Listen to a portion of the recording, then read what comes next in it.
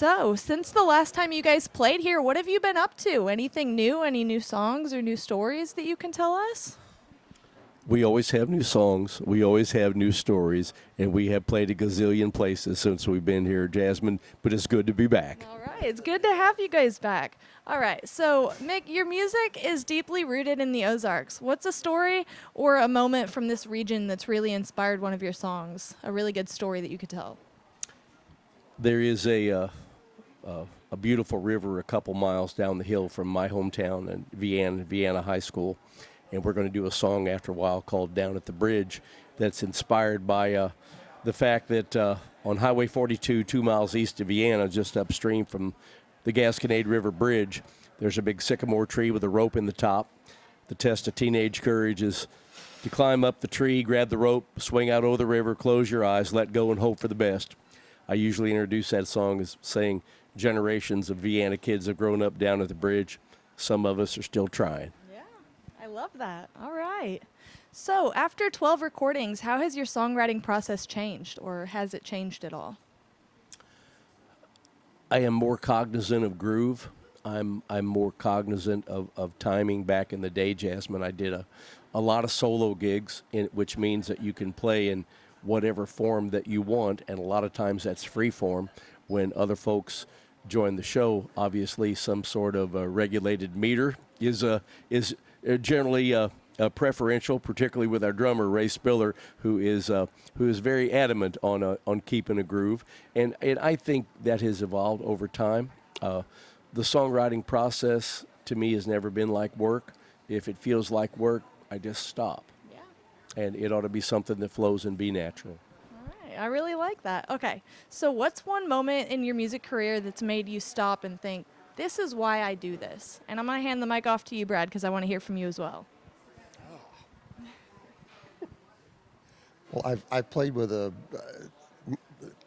number of artists and bands through the years, and sometimes it feels good and sometimes it doesn't. You know, sometimes it's a good match and sometimes it isn't. And when it's a good match, those are the moments that you hope for. And I've always been a fan of Mick's music since the first time I heard him in the studio, and we just. He plays something new for me, and it seems like sometimes I sort of look at him and we sort of communicate without communicating, and those are the good moments,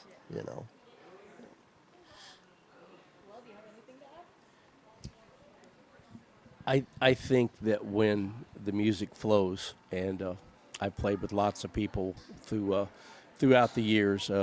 Jasmine been doing this a while.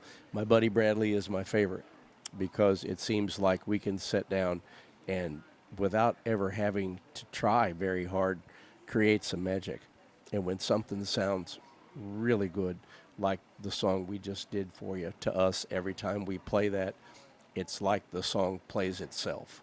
And to me, that's the magic and the beauty of music. Yeah, and music is such a wonderful thing that can unite us in this time of division without being preachy, that we all have all these different political and religious opinions that tend to divide us. Good thing we have some music to keep us together. That's beautiful. I love that answer. Okay. So, one last question for you guys. When people hear the names Mick Byrd and Brad Edwards 10 years in the future, what do you hope they remember about you guys?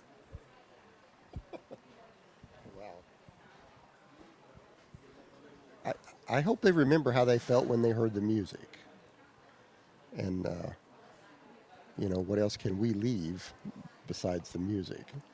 And if they feel good, which a lot of folks do, when they leave our gigs, I think that's what it's all about. All right. That's all the questions I have for you guys, so I'll let you take the stage now. But thank you so much. Thank you, Jasmine.